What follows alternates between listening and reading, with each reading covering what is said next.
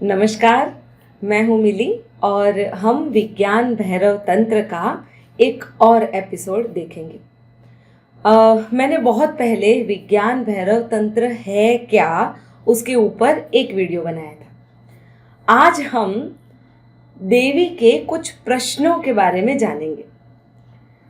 अब यदि हम हमारे शास्त्रों को देखते हैं, जैसे भगवत गीता है, कठोपनिषद है, प्रश्नोपनिषद है, मंडुक्य उपनिषद है, जितने भी उपनिषद, अभी तक मैंने इतने उपनिषद पढ़े हैं। भगवत गीता पढ़ रही हूँ और साथ में विज्ञान भैरव तंत्र भी पढ़ रही हूँ, जो आपके साथ में शेयर कर रही हूँ।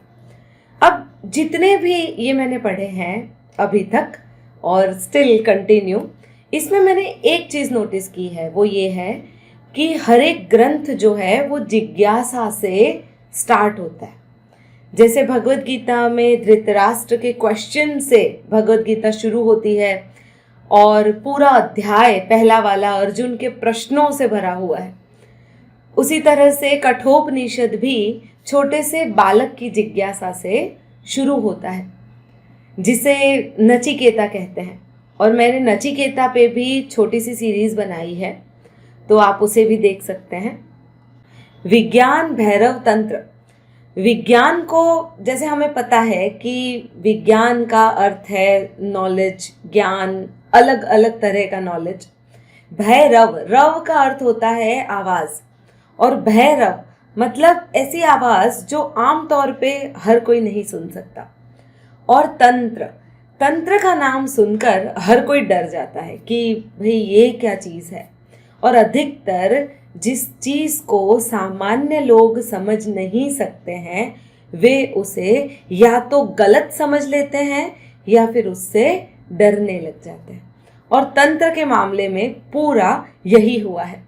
अगर किसी को कहा जाए कि ये तंत्र करता है, तो लोग उसे या तो तांत्रिक समझ लेंगे या फिर कुछ ऐसा समझेंगे जिससे डरने की ज़रूरत है, या फिर उसे इतना गलत समझ लेंगे कि वो उनकी लाइफ का हिस्सा बनते बनते रह जाता है। तंत्र का सीधा साधा अर्थ मैंने पहले भी एक्सप्लेन किया है और मैं आज भी एक्सप्लेन करूंगी। उसे कहा जाता है सरल विधि। यदि हम विज्ञान भैरव तंत्र को समझें, तो उसके लिए न तो आपको बहुत बहुत बड़ी बड़ी डिग्रियों की आवश्यकता है, बिल्कुल भी नहीं है।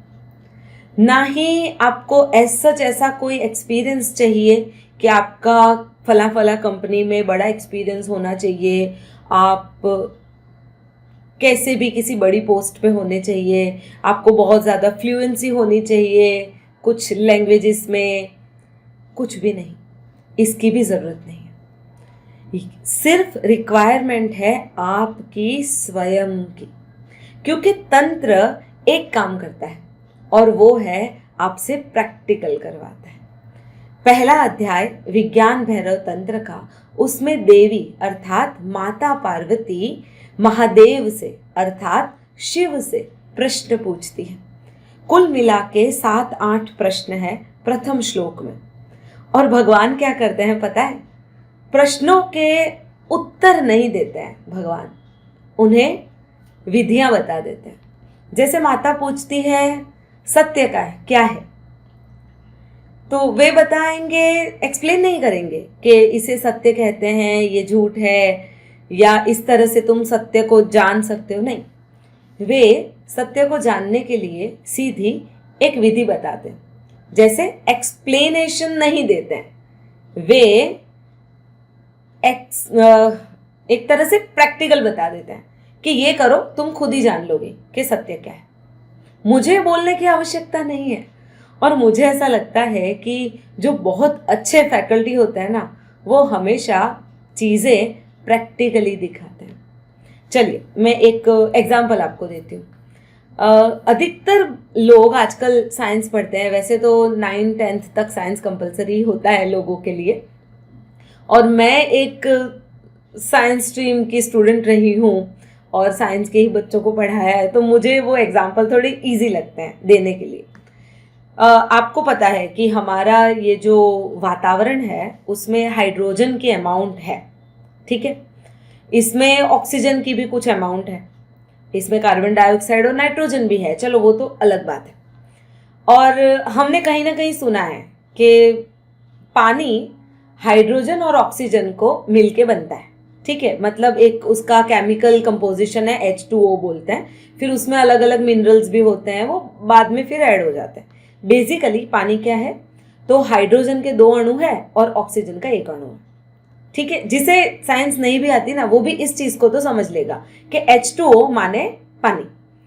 पर क्या आप जानते हो, इतना सारा ऑक्सीजन है हमारी अर्थ पर, इतना सारा हाइड्रोजन है, ऑक्सीजन क्या करता है, तो ऑक्सीजन यदि अग्नि लगी हुई होती है ना, कहीं आग लगी हुई होती है ना, तो उस आग को और प्रज्वलित करता है, बढ़ाता है। हाइड्रोजन क्या करता है, वो भी सेम चीज करता है, आग लगाने का काम हाइड्रोजन करता है। पर पानी क्या करता है, वो दोनों मिलकर आग बुझाने का काम करते हैं। मतलब 2 अणु मिल गए और उनका केमिकल कंपोजिशन चेंज हो गया। सिमिलरली एक और एग्जाम्पल पानी के ही रिलेटेड, शायद आप थोड़ा और इससे कनेक्ट हो पाए, इसीलिए दे रही हूँ, फिर एक्सप्लेन करूंगी। अब बहुत सारा ऑक्सीजन और बहुत सारा हाइड्रोजन अर्थ पर है और अणु हवा है, अणु आसपास ही घूमते रहते हैं, ठीक है। पर तुरंत उसमें मिल नहीं जाते वे अपने आप से ऑटोमेटिकली, नहीं, इनको मिलने के लिए एक चीज जो सबसे ज्यादा जरूरी है, और वो क्या है पता है, करंट, अर्थात चमकती हुई बिजली। जब बिजली चमकती है और उसकी प्रेजेंस में, उसके आसपास यदि हाइड्रोजन और ऑक्सीजन आते हैं तो वे मिलकर पानी बनाते हैं। और इसीलिए अर्थ पर पानी है, क्योंकि यहाँ बिजलियां चमकती रहती है, हाइड्रोजन है, ऑक्सीजन है, और उसकी प्रेजेंस में ये बनता है। सवाल ये पैदा होता है कि मैंने ये एग्जाम्पल क्यों दिया। सिंपल है, आप सीखने के लिए बैठे हो, सीख तो मैं भी रही हूँ पुस्तकों में से पढ़कर।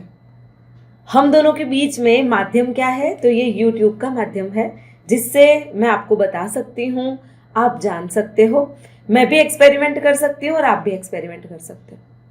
होता यही है कि जब किसी चीज के बीच में कोई माध्यम होता है तब चीजें पॉसिबल हो जाती है। विज्ञान भैरव तंत्र इस पूरी सृष्टि को जानने की टोटल 112 विधियां देते हैं।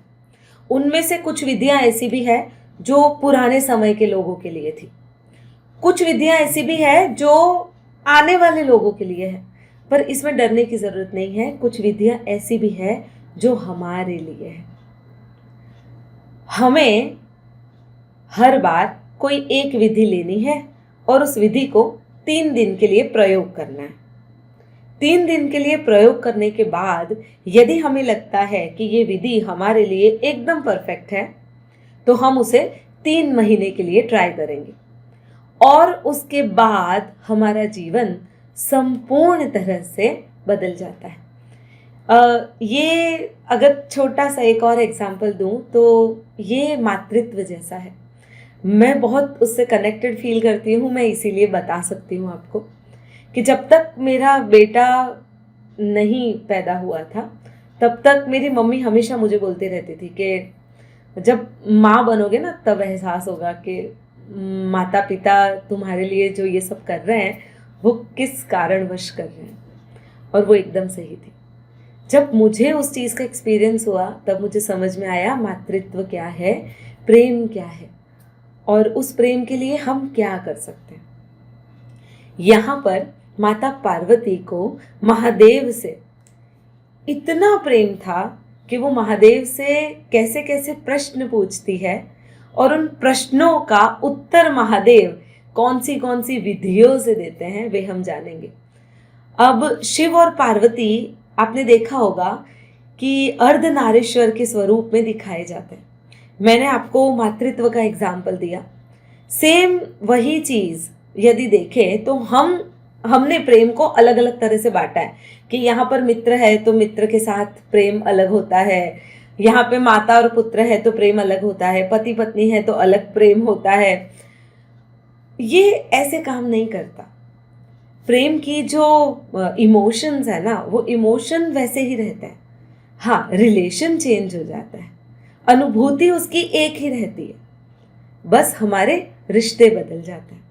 तो यहाँ पर शिव और पार्वती भी इस तरह से सवाल पूछे जा रहे हैं, इस तरह से उत्तर दिए जा रहे हैं कि हमें लगेगा ही नहीं कि ये गुरु और शिष्य के बीच का संवाद है, या एक प्रेमी और प्रेमिका के बीच का संवाद है, या फिर कुछ ऐसे गहन रहस्यों को खोलने वाला संवाद है जो हम अपने आप को जानने के लिए प्रयोग कर सकते हैं। तो आइए हम सबसे पहले देवी ने जो शिव को प्रश्न पूछे हैं उसको देखते हैं। देवी कहती है, हे शिव, आपका सत्य क्या है?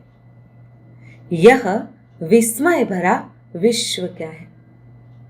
इसका बीज क्या है? विश्व चक्र की धुरी क्या है? रूपों पर छाए लेकिन रूपों के परे जीवन क्या है?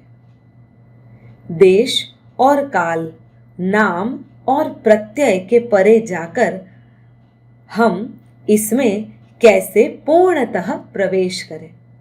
मेरे संशय निर्मूल करें।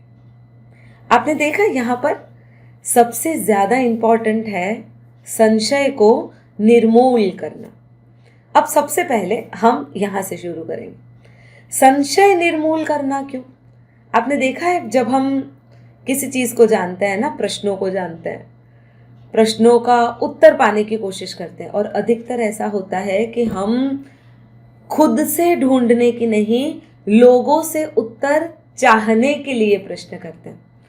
और उससे भी ज़्यादा मेस्मराइजिंग चीज़ हमारा मन हमारे साथ करता है कि हम ऐसे ही प्रश्न पूछते हैं जिसके उत्तर हमें पता होते हैं या हमने सोच लिए होते हैं।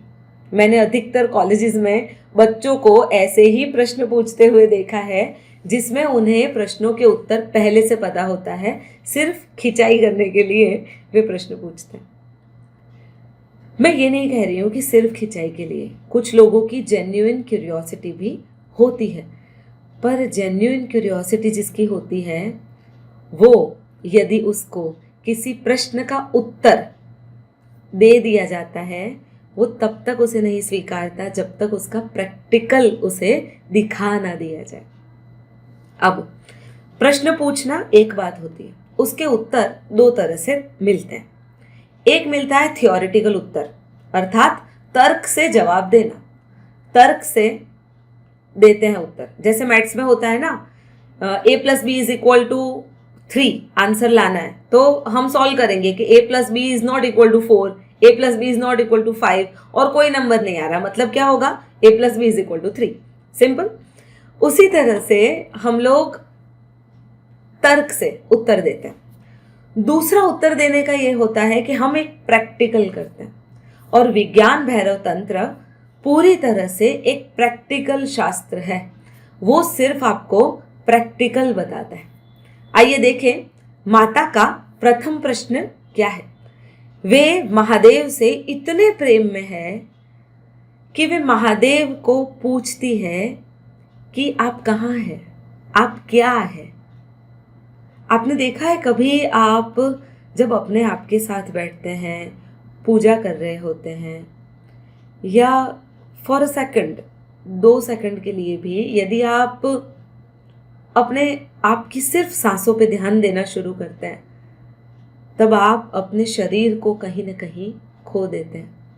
और माता पार्वती महादेव से इतने प्रेम में थी कि उन्होंने महादेव का जो शरीर है उसको खो दिया, और वे पूछ रहे हैं आप कहाँ हैं और आप क्या हैं, आपका सत्य क्या है। अचानक से दूसरा प्रश्न उनके मन में आ जाता है कि ये विस्मय भरा जगत क्या है।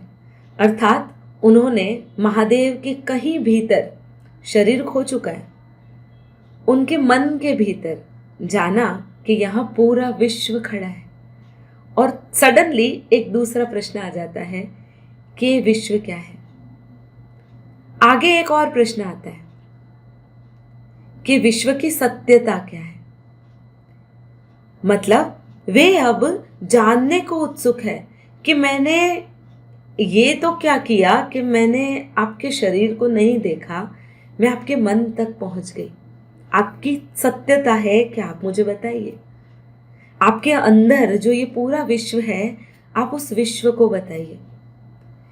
काल चक्र, हमें भी लगता है ना, कल गया आज आया परसों आएगा, चलता रहता है चलता रहता। हम छोटे थे, जवान हुए, बूढ़े होंगे।